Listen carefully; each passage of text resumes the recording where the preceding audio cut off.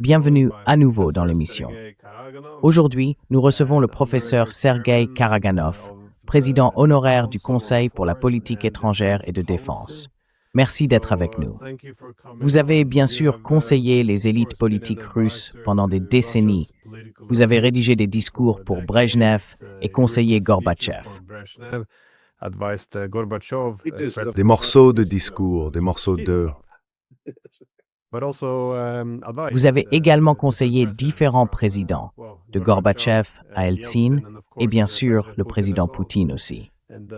On pourrait ajouter que vous avez eu beaucoup d'influence ces dernières années dans la promotion des idées à l'origine du partenariat de la Grande Eurasie. Vous avez aussi été un défenseur de l'abaissement du seuil d'utilisation des armes nucléaires, ce qui a, influencé certains changements de politique. Comme toujours, merci beaucoup d'être venu dans l'émission.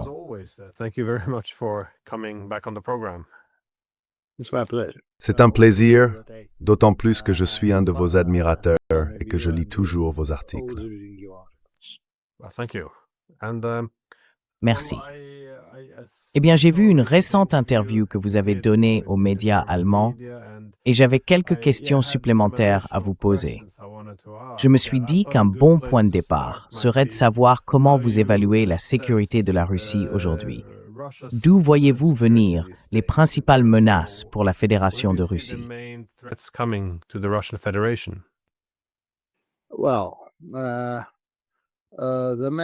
Eh bien, les principales menaces à ce stade ne sont pas purement externes. La principale menace pour la Russie, en soi, réside dans la prise de mauvaises décisions à l'intérieur du pays, car nous devons investir beaucoup plus dans nos terres orientales.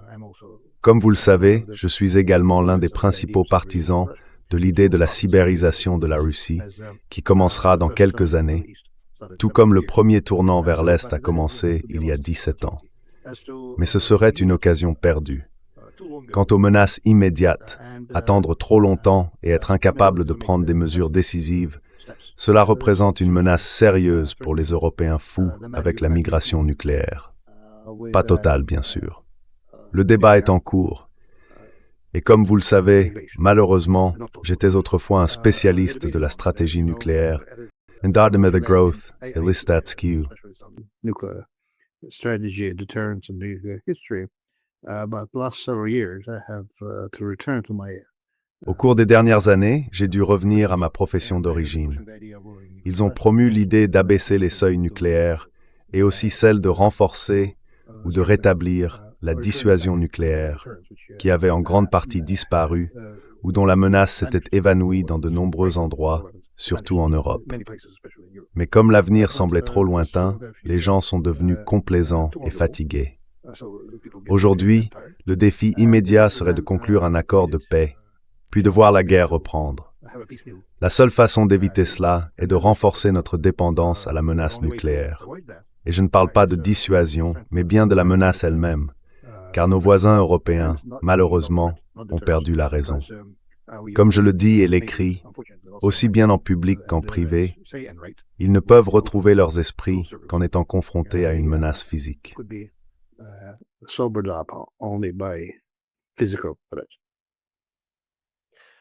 Donc, vous faites référence à l'utilisation réelle d'armes nucléaires.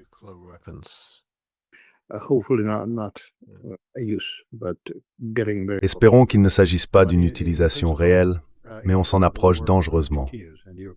En principe, si la guerre continue et que les Européens persistent à la mener, et oui, c'est bien une guerre, car les Européens combattent la Russie, alors le danger augmente.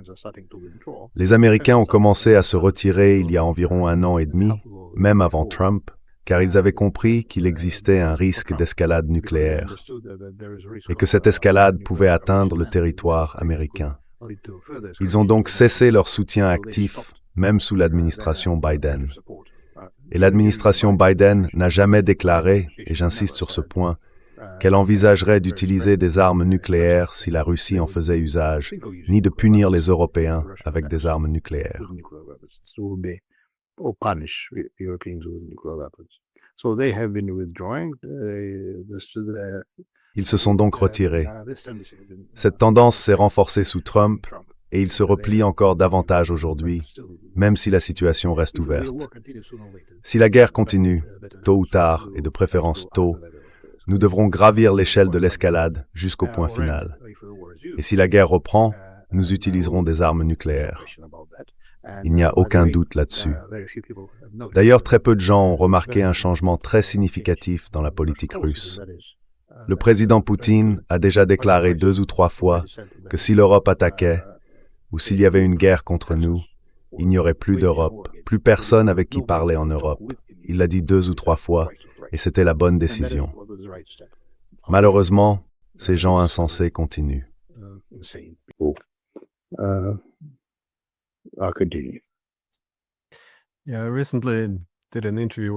Oui, j'ai récemment fait une interview avec le professeur John Mearsheimer, car il revenait tout juste d'un discours au Parlement européen. Et il faisait un constat similaire. Beaucoup d'Européens ne semblent pas comprendre qu'ils ont franchi la ligne entre une guerre par procuration et une guerre directe. Il soutenait que nous, enfin, les Européens, menons désormais une guerre directe, et que pour cette raison, l'escalade est très dangereuse et pourrait devenir incontrôlable. Mais voyez-vous aussi la menace d'une véritable guerre nucléaire s'accroître. Parce que vous savez, la Russie dispose de l'Oreshnik et d'autres étapes intermédiaires si elle veut gravir cette échelle de l'escalade.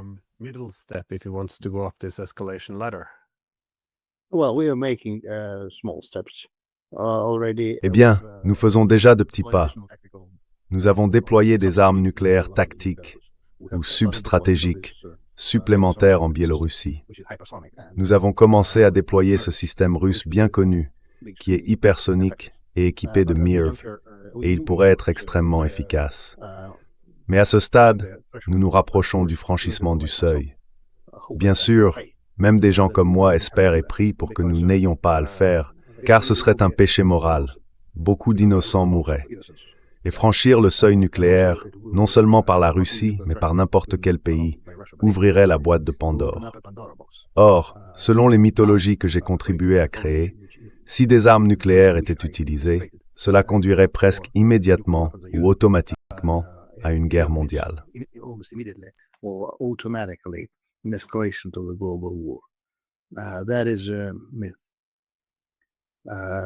C'est un mythe.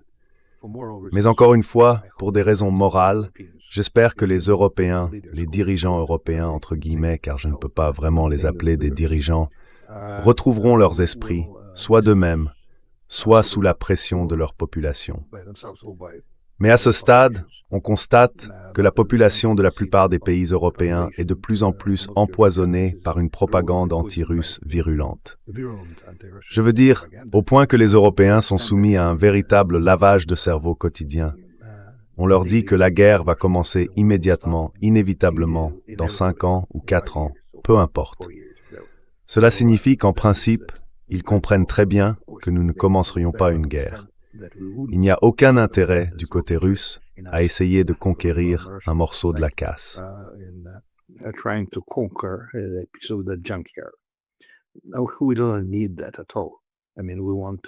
Nous n'avons absolument pas besoin de cela. Je veux dire, nous voulons nous éloigner de cette menace. Mais la plupart des dirigeants européens, bien que bien sûr certains laissent tout cela derrière eux, disent à leur population que la guerre est presque inévitable, qu'elle commencera d'ici la fin de la décennie ou vers 2030. Ils préparent leur population à la guerre et c'est dangereux. C'est donc la principale menace pour le moment. Mais le défi, c'est que nous pourrions ne pas saisir cette grande occasion de revenir à ce qui a fait notre force morale, économique, militaire et politique depuis le XVIIe siècle. Je veux dire aller vers la Sibérie, qui est la terre de l'avenir.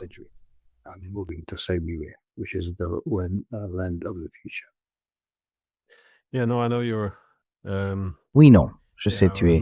Oui, je veux dire, les gens supposent que le pivot de la Russie vers l'Est est un pivot vers la Chine. Mais tu fais remarquer que c'est en réalité un retour vers la Russie, vers le cœur de la Russie. Ce qui serait avant tout enfin le premier pivot vers l'achat vers l'Est.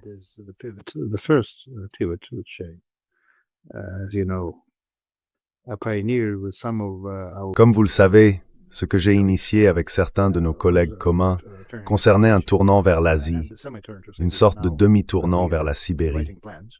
Nous élaborons maintenant des plans pour déplacer le centre spirituel, intellectuel, puis économique de la Russie plus près de la Sibérie. La Sibérie est déjà l'une des régions les moins peuplées du monde. J'y voyage plus souvent désormais, et c'est fantastique. Les villes sont formidables, la vie intellectuelle y est en plein essor. Le problème, c'est qu'ils ont besoin de plus de population, et nous devons concevoir une stratégie complexe pour un retour vers la Sibérie. Nous devons aussi redéfinir notre identité. La Russie, spirituellement, est née ou a été politiquement influencée par le Sud et non par l'Ouest.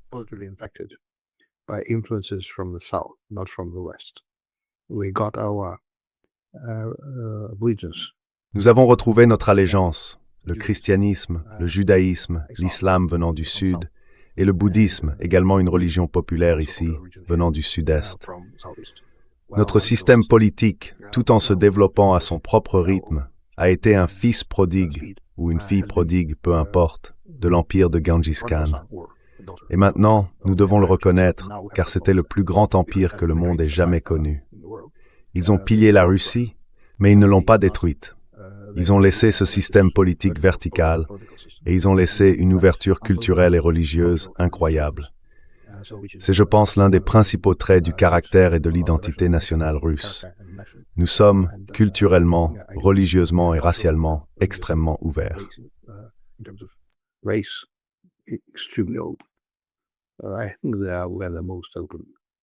Je pense que nous sommes le pays le plus ouvert du monde, et c'est là la source de notre grande force.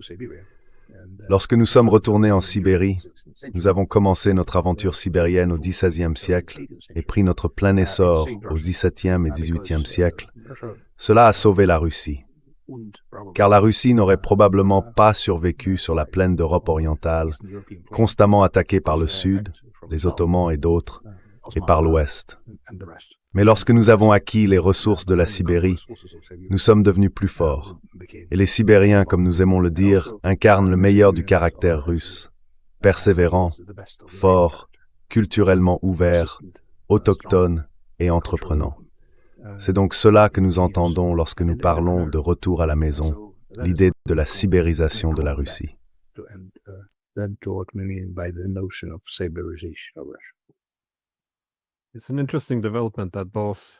C'est un développement intéressant que les États-Unis et la Russie cherchent désormais tous deux à se détourner de l'Europe. Mais je voulais revenir un peu sur la question de la sécurité, car il y a beaucoup de sanctions.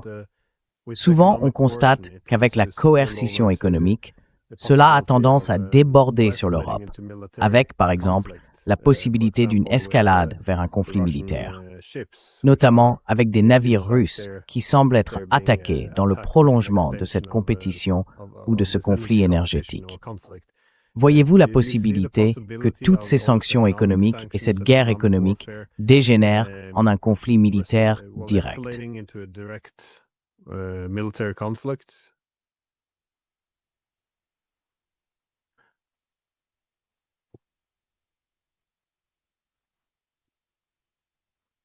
Désolé, Snake.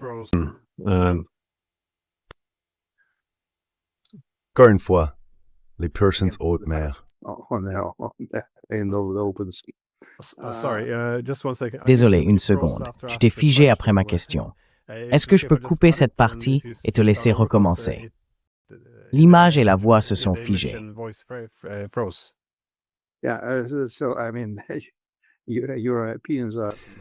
Oui, donc je veux dire, les Européens sont revenus à leur vieille habitude de piraterie massive, et les pirates devraient être punis. Beaucoup de gens que je connais disent que s'ils continuent, nous devrions commencer à les punir, attaquer leurs navires et leurs ports.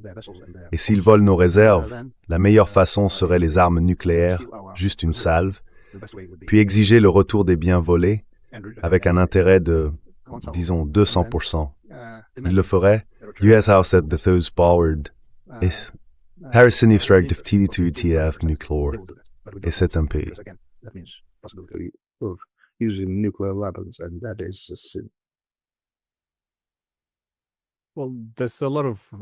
Eh bien, il y a actuellement en Russie une forte attention portée à la restauration de sa dissuasion, qui a été érodée au cours de cette guerre par procuration.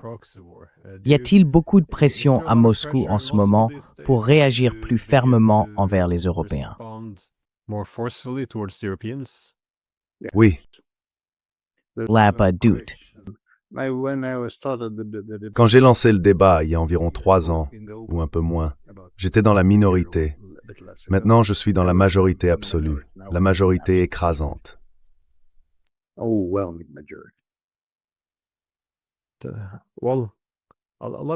Eh bien, une grande partie de la crise que nous connaissons aujourd'hui semble provenir des décisions prises dans les années 1990, principalement de l'échec à développer une architecture de sécurité européenne commune. Voyez-vous encore un espoir? Car aujourd'hui, les États-Unis, dans leur plus récente stratégie de sécurité nationale, évoquent la fin de l'élargissement de l'OTAN et beaucoup doutent de l'avenir même de l'OTAN. Alors que cette architecture de sécurité d'après-guerre froide semble vaciller. Pensez-vous qu'il y ait une chance de restaurer ou de corriger certaines des erreurs des années 1990? Peut-être de raviver l'idée d'une maison européenne commune, ou ces jours sont-ils complètement révolus?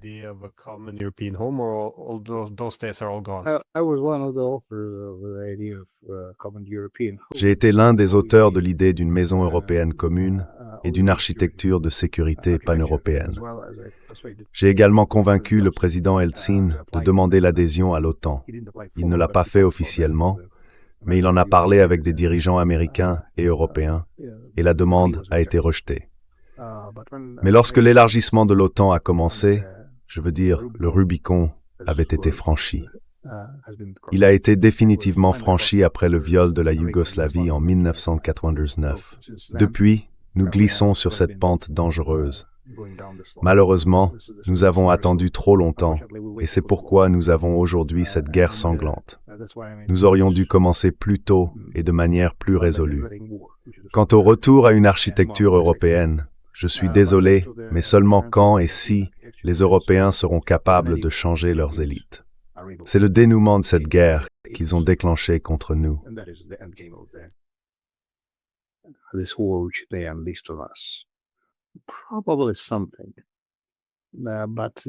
Probablement quelque chose. Mais l'Europe n'est plus un partenaire intéressant. Sur le plan culturel, qui a conservé le meilleur de la culture européenne? Le marché, bien sûr. Pourquoi pas? Vendre de l'acier, des athlètes, le marché européen, et participer à la direction de l'économie européenne avec les États-Unis. Je veux dire, ils le font très efficacement. Nous ne participons pas à ce processus. Mais désolé, je ne crois pas que l'Europe puisse redevenir un partenaire. Parce que quelle Europe? L'Union européenne a dégénéré en quelque chose de très étrange. L'OTAN franchit désormais des lignes criminelles. Pourquoi le ferions-nous? Et d'ailleurs, à un certain moment, l'Europe, pour beaucoup de Russes, représentait une sorte de phare de haute culture, de décence et de moralité. Vous savez ce qui se passe ici sur la majeure partie occidentale du continent eurasien. Nous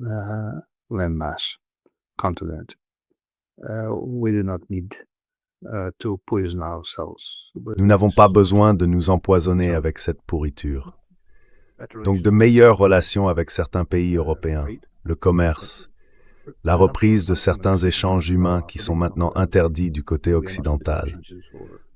Nous n'interdisons pas les échanges ni les contacts avec les pays européens, les amis ou quiconque qu'ils étaient. Car comme vous le savez, j'ai eu une longue histoire de bonnes relations avec de nombreuses élites européennes et de nombreux universitaires. Maintenant, c'est interdit. Ils ne peuvent plus leur parler, sauf parfois sur Internet. Donc pas question. Si et quand nous commençons à reprendre quelque chose en matière d'architecture, cela devrait être une architecture eurasienne, avec une participation possible des Américains. Mais ce ne sera rien de comparable à une maison européenne commune. Je veux dire, avoir une maison commune avec cette pourriture serait une catastrophe.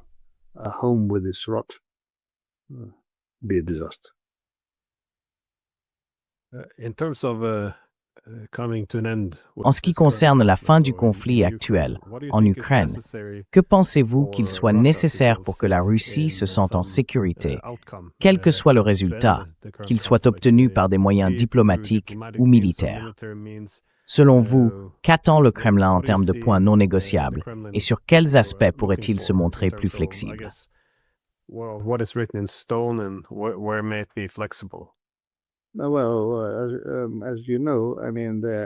Eh bien, comme vous le savez, la solution idéale aurait été une démilitarisation et une dénazification totale de l'Ukraine.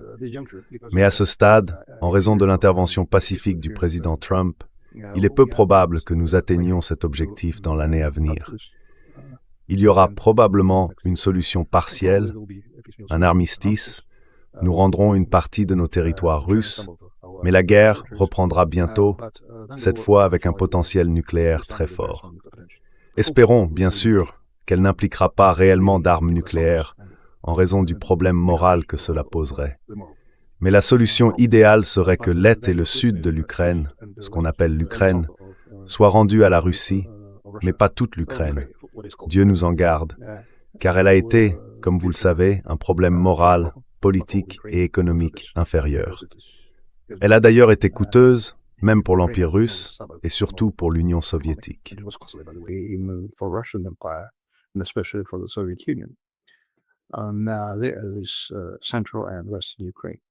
Maintenant, il y a l'Ukraine centrale et occidentale. Nous n'en avons pas besoin. Ce serait trop coûteux, et cela détournerait notre attention du bon chemin de développement qui se trouve à l'Est et au Sud. Espérons qu'on pourra conclure une sorte d'accord de paix sans recourir aux armes nucléaires. Mais la paix ne pourra venir que lorsque les Européens décideront de se débarrasser de ce groupe étrange de personnes qui se font appeler les élites européennes. Ce n'est pas officiel, c'est la phase finale, un changement de régime. Parce qu'aujourd'hui, la plupart des pays européens sont dirigés par ce que j'appelle des hyènes folles, et elles sont complètement démentes. Elles ont perdu, je veux dire, le sens de l'histoire, le sens de la sécurité, l'amour de leur peuple, le sens de la dignité.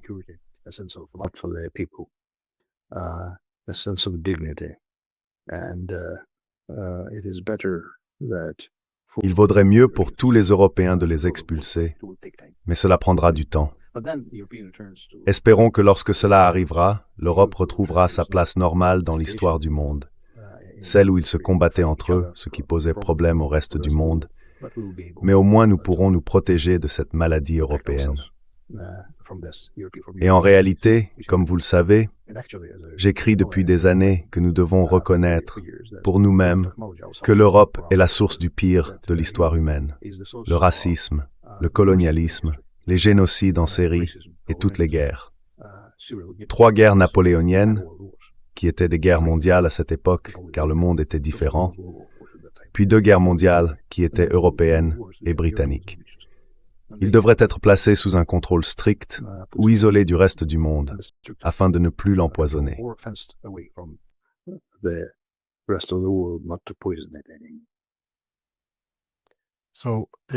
Donc, si en Ukraine, cela nécessite de rétablir la neutralité, de faire des concessions territoriales et de changer de régime, vous voyez également la nécessité d'un changement de régime éventuel en Europe.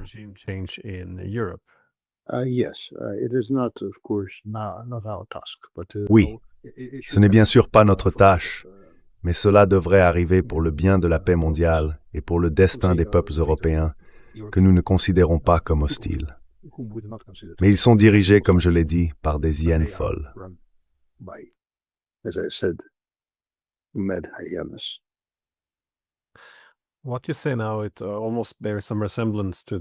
que vous dites maintenant ressemble presque à la stratégie de sécurité nationale des États-Unis, car eux aussi reprochent aux dirigeants européens de pousser l'Europe vers une forme d'effacement civilisationnel. Elles préconisent de cultiver l'opposition afin de se débarrasser de nombreux gouvernements actuels. Mais laissez-moi poser une dernière question, car il semble que nous soyons dans une phase très dangereuse à la fin de cette guerre. L'armée ukrainienne semble se désagréger et les Européens ont essentiellement 2 options. soit accepter une défaite humiliante, soit intensifier le conflit. Il semble même qu'ils envisagent d'entrer directement en guerre.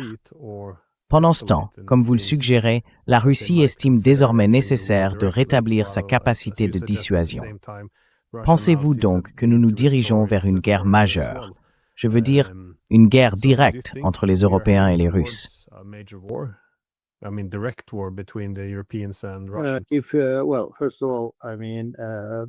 Eh bien, tout d'abord, je veux dire qu'il y aura, comme je l'ai déjà dit, une solution partielle pour le moment, parce que le président Trump veut la paix, et je l'en félicite, mais en réalité, il nous empêche d'atteindre une victoire finale ou décisive. Donc il y aura une solution partielle, c'est tout ce que nous verrons. Si les Européens entrent en guerre, le problème sera résolu. Nous serons alors en guerre avec les Européens.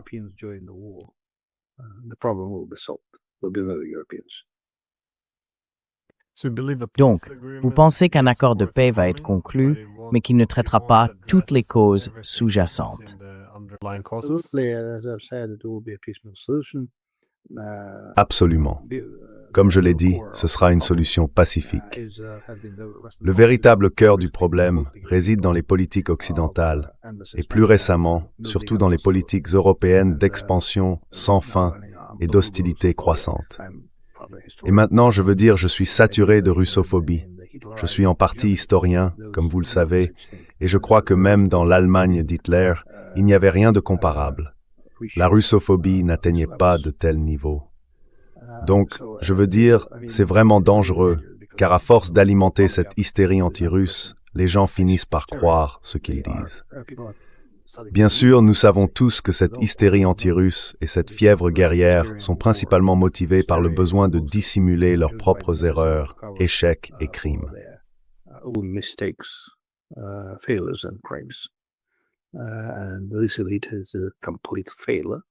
Et cette élite est un échec total sur tous les plans, moral, économique, politique. Même la fameuse révolution verte est désormais abandonnée. C'était l'une des principales forces motrices du projet européen. Il est en mauvais état, donc plus vite nous aiderons à y mettre fin, mieux ce sera. Mais bien sûr, nous ne voulons pas gaspiller nos hommes, alors espérons que nous trouverons une solution sans poursuivre le combat direct. Sinon, nous passerons au niveau nucléaire et nous en finirons avec ce problème. C'est ce qu'on appelle le problème européen. Vous vous souvenez qu'il y avait un problème allemand. Maintenant, il est européen. Et l'Allemagne revient, d'ailleurs, pour le moment, à son histoire romantique.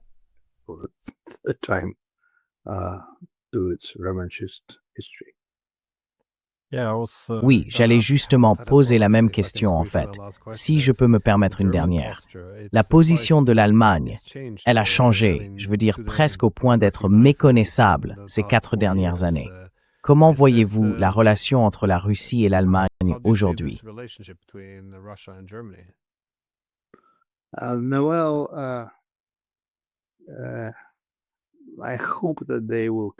J'espère qu'ils retrouveront la raison. Mais pour l'instant, il semble que l'Allemagne soit de nouveau dans cet état d'esprit typiquement allemand.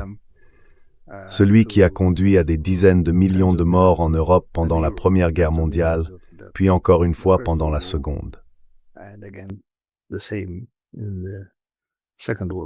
Mais s'il recommence,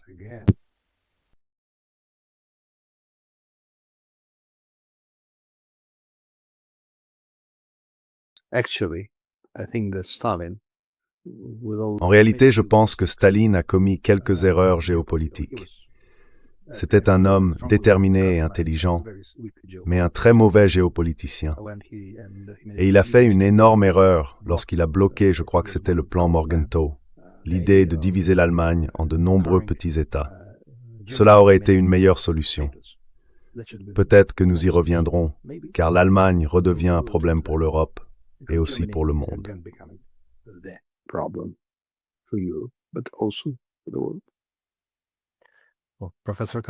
Professeur Karaganov, merci beaucoup d'avoir pris le temps.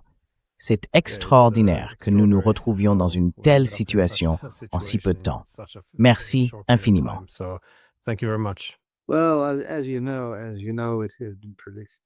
Eh bien, comme vous le savez, cela a été prédit depuis un certain temps déjà.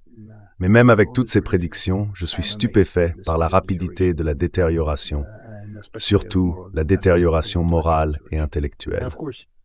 Et bien sûr, nous les Russes avons aussi commis quelques erreurs. L'une d'elles fut la complaisance, et la seconde, le fait d'avoir permis l'affaiblissement de la dissuasion nucléaire. C'était un processus objectif, mais nous n'avions pas de politique active pour la soutenir. C'est aussi notre faute, car la dissuasion nucléaire a sauvé le monde pendant 60 ou 70 ans. Mais ensuite, les gens sont devenus complaisants. Ils l'ont oublié. Il y a également eu des efforts sérieux de la part des Américains et de certains Européens pour saper la dissuasion, pour la miner moralement, parce que les Américains n'avaient plus besoin de la dissuasion nucléaire pendant un certain temps. Ils disposaient d'une dissuasion fondée sur une puissance économique et militaire conventionnelle écrasante. Pendant un certain temps, plus, maintenant, mais pendant un moment. Et les Européens, tout simplement, je veux dire, ont perdu la tête.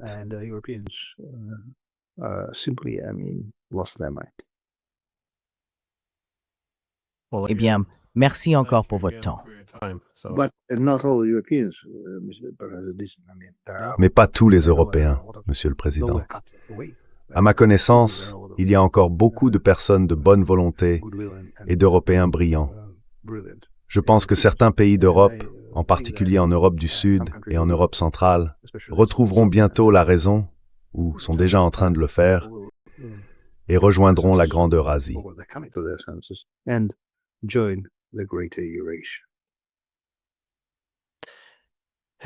Espérons que l'accord eurasien fonctionnera. Si la Norvège rejoint, vous êtes les bienvenus. D'ailleurs, il y a environ 15 ans, nous avions une série de discussions avec nos amis asiatiques et quelques Norvégiens à propos de la Grande Eurasie. C'est à ce moment-là que ce terme est né. Non. Eh bien, merci, Glenn. Au revoir. Salut. Passe une bonne soirée.